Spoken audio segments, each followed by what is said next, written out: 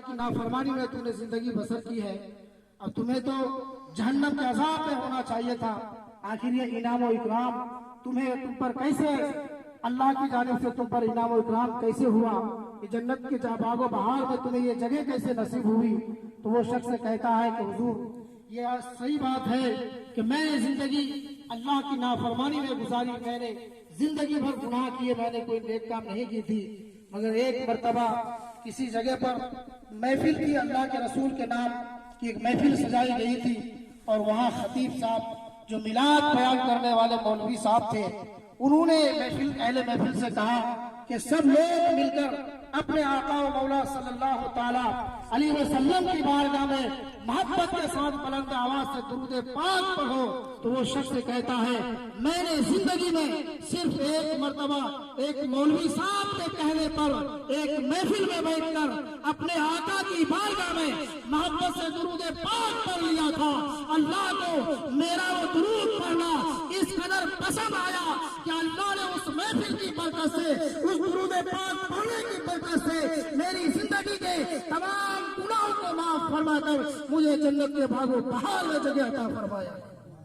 ये ऐसी महफिलों में बैठने का हमें ये फायदा होता है कि यहाँ जहाँ कहीं भी महफिलें सस्ती है, वहाँ सिर्फ इंसान ही नहीं बल्कि रहमत के फरिश्ते भी आया करते हैं। ऐसी महफिलों में अल्लाह की रहमतें झमाझम बरसती है। हजरात मोहतरम, क्योंकि वक्त बहुत मुख्तसर सा है, मैं 2-3 बातें आपसे कहकर गुजर रुखसत होने की कोशिश करूंगा। इससे पहले कि 2 शेर आप मोहब्बत के साथ मुरादा करें।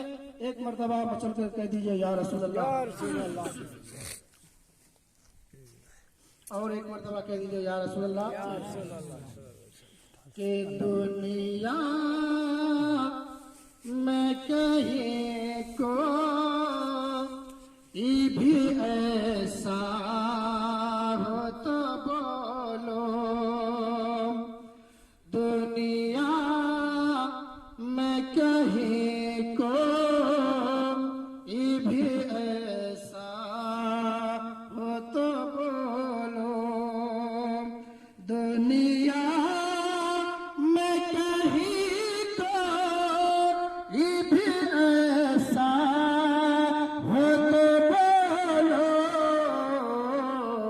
अल्लाह के महबूब के जैसा हो तो बोलो, अल्लाह के महबूब के जैसा हो तो बोलो।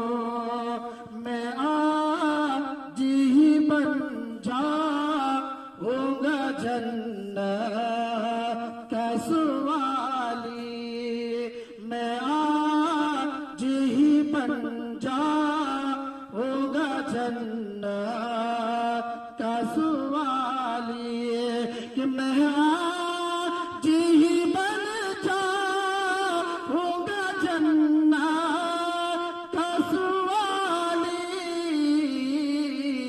जन्नत में कहीं गुंबद खजरा हो तो बोलो, जन्नत में कहीं गुंबद खजरा हो तो बोलो, अल्लाह के महबूब के जैसा हो तो बोलो। आखिरी शेर अकीदत के साथ मुलाजा करें कि अल्लाह के महबूब के जैसा हो तो बोलो, सजदे तो बहुत आबिद ज़ाहिद ने किए हैं, सजदे तो बहुत आबिद ज़ाहिद ने किए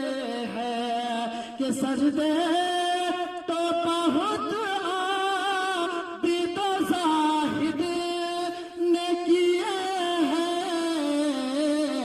सजदे तो बहुत आबिद ज़ाहिद ने किए हैं, शबीर के जैसा कोई सजदा سجدہ ہو تو بولو شبیر کے جیسا کوئی سجدہ ہو تو بولو اللہ کے محبوب کے جیسا ہو تو بولو.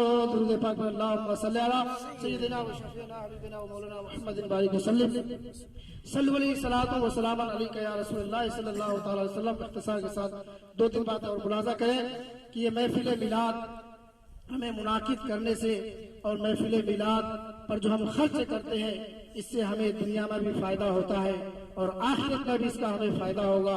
حضرت اپنے وقت کے ایک بہت بڑے خطیب عالم و فاضل حضرت سیدنا منصور بن عمار جو اپنے وقت کے بہت بڑے جید عالم دین اور وقت کے ماہ ناز خطیب ہیں، ان سے ایک واقعہ منقول ہے کہ حضرت منصور بن عمار رضی اللہ تعالی عنہ جو ہے ایک جگہ کہیں پر میلاد بیان کر رہے تھے. لوگوں کا ٹھاٹھے مارتا ہوا مجمع ہے، آپ منبر پر بیٹھ کر میلاد شریف بیان کر رہے ہیں. ادھر سے ایک یہودی کا ایک غلام گزر رہا ہے جو مسلمان ہے، یہودی کا غلام ہے لیکن مسلمان ہے. جیسے محفل کے پاس سے گزر ہو رہا ہے اپنے آقا کی محبت میں وہ شخص بھی جو ہے محفل میلاد میں بیٹھ جاتا ہے اور میلاد سنتا رہتا ہے. ایک شخص جو ہے اسی محفل سے کھڑا ہوتا ہے اور کھڑا ہو کر حضرت منصور بن عمار سے عرض کرتا ہے کہ حضرت میں بہت غریب ہوں، گھر میں کھانے پینے کی کوئی چیز نہیں ہے، بیوی بچے بھوکے ہیں، فاقہ کا عالم ہے، کئی دن سے بھوکے چل رہے ہیں. حضرت محترم وہ شخص سے کہتا ہے کہ حضرت آپ اعلان کریں ہمیں کوئی 4 درہم دے دے تاکہ ہمارے گھر کا خرچہ پانی چل جائے. حضرت منصور بن عمار جو ہے اہل محفل سے مخاطب ہو کر اعلان کرتے ہیں کہ تم میں سے کوئی شخص ہے جو اس غریب شخص کو جو ہے 4 دینار دے اور میں اس کے لیے 4 دینار کے بدلے میں 4 دعائیں کروں گا. حضرات محترم ہزاروں کے مجمع میں وہی یہودی کا غلام جو ہے کھڑا ہوتا ہے اور کھڑے ہو کر عرض کرتا ہے حضور میں 4 دینار انہیں دیتا ہوں، ایک ادا کرتا ہوں اور آپ میرے لیے 4 دعائیں کرتے ہیں. حضرات محترم وہ یہودی کا غلام جو کہ مسلمان ہے وہ 4 دینار اس غریب شخص کو دیتا ہے اور حضرت منصور بن عمار کے قریب آتا ہے اور حضرت منصور بن عمار کہتے ہیں بتاؤ تمہارے لیے میں 4 دعائیں کون سی کروں. حضرات محترم ذرا غور سے سنیے گا. حضرت منصور فرماتے ہیں پتا تمہارے لیے کون سی دعائیں کروں. وہ یہودی کا غلام جو مسلمان ہے جنہوں نے ابھی اپنے آقا کے نام پر 4 دینار خرچ کیے ہیں اس غریب شخص اس حاجت مند کی حاجت روائی کی ہے.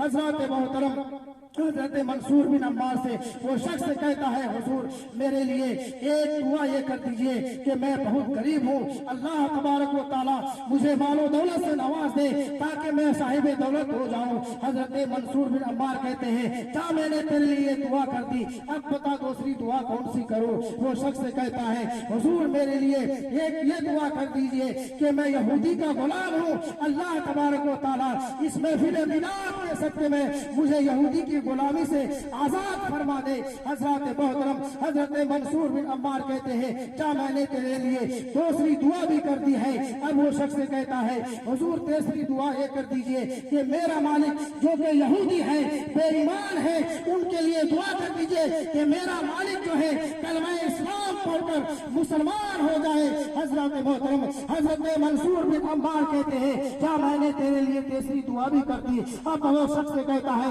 حضور میرے لیے چوتھی دعا یہ کر دیجئے کہ میں اور میرا مالک جو کہ یہودی ہے ہم دونوں بڑے گنہگار ہیں، دعا کر دیجئے کہ اللہ تبارک و تعالی ہم دونوں کے گناہوں کو معاف فرما دے. حضرت منصور بن عمار کہتے ہیں کیا میں نے تیرے لیے چوتھی دعا بھی کر دی. حضرت محترم آپ ایک منٹ میں ملاحظہ کریں کہ دیکھیے کہ ادھر حضرت منصور بن عمار جو ہے ادھر دعائیں کرتے ہیں اور دعائیں کیسے قبول ہوتی ہے. وہ یہودی کا غلام جب میلاد کا اختتام ہوتا ہے وہ اپنے مالک کے پاس جاتا ہے.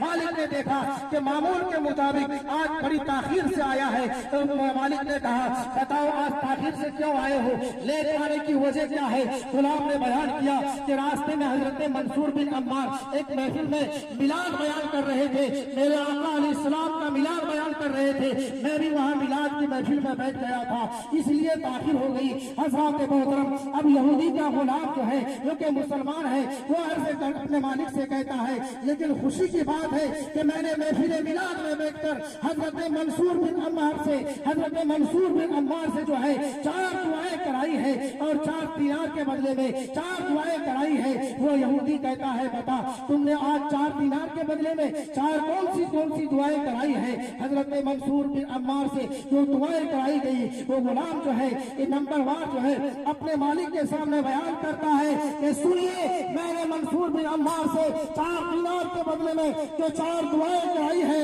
سب سے پہلی دعا یہ کہ میں غریب ہوں, اللہ مجھے میلاد کے صدقے میں اتنی دولت دے کہ میں صاحب دولت ہو جاؤں, میں مالدار ہو جاؤں. وہ یہودی کہتا ہے اتنا کہتا ہے, یہودی کہتا ہے ٹھہر جا. وہ اندر جاتا ہے, گھر کے اندر سے ایک تھیلی درہم و دینار کی لاتا ہے, غلام کے ہاتھ میں تھما دیتا ہے اور کہتا ہے جا آج کے بعد سے اس تھیلی کا مالک تو ہے. حضرات محترم آپ دیکھتے جائیں دعائیں کیسے قبول ہوتی ہے.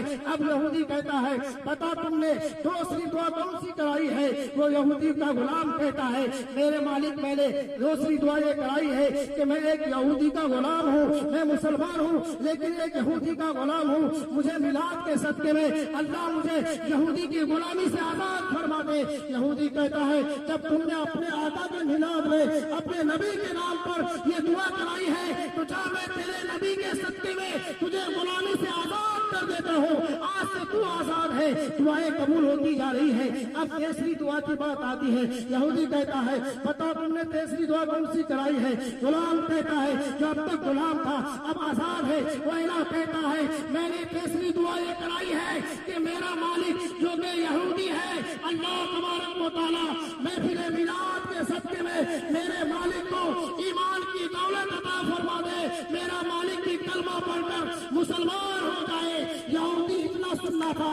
یہودی کہتا ہے جب تم نے اپنے آقا کی محفل میں میرے لیے دعا کرائی ہے تو سن میں تیرے نبی کا کلمہ پڑھتا ہوں, اشہد ان لا الہ الا اللہ و اشہد ان محمد رسول اللہ. اب وہ یہودی تھا اب مسلمان ہو جاتا ہے. اب وہ کہتا ہے بتا تم نے چوتھی دعا کون سی کرائی ہے؟ المختصر یہ کہ وہ غلام جو تھا وہ عرض کرتا ہے میں نے چوتھی دعا یہ کرائی ہے کہ ہم دونوں بڑے گنہگار ہیں, اللہ تبارک و تعالیٰ ہم دونوں کو اس محفل کے صدقے میں ہم دونوں کے گناہوں کو معاف فرما دے.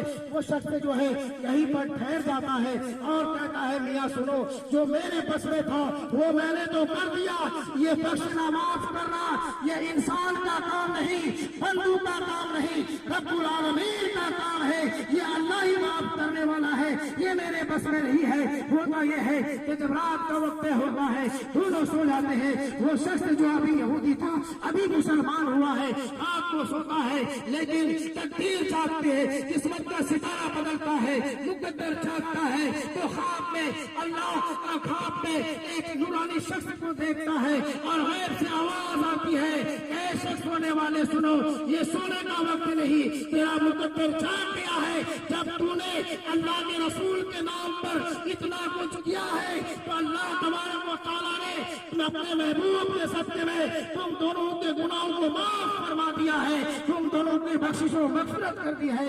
حضرات محترم یہ محفل میلاد میں آنے سے اور محفل انعقاد کرنے سے ہمیں یہ فائدہ ہوتا ہے. دعا کریں کہ اللہ تبارک و تعالیٰ ہمارے آپ کو ہم کو آپ کو سب سے زیادہ سننے سنانے سے زیادہ عمل کرنے کی توفیق عطا فرمائے. استغفر اللہ تعالیٰ ربی من کل ذنب و اتوب الیہ وما علینا الا البلاغ.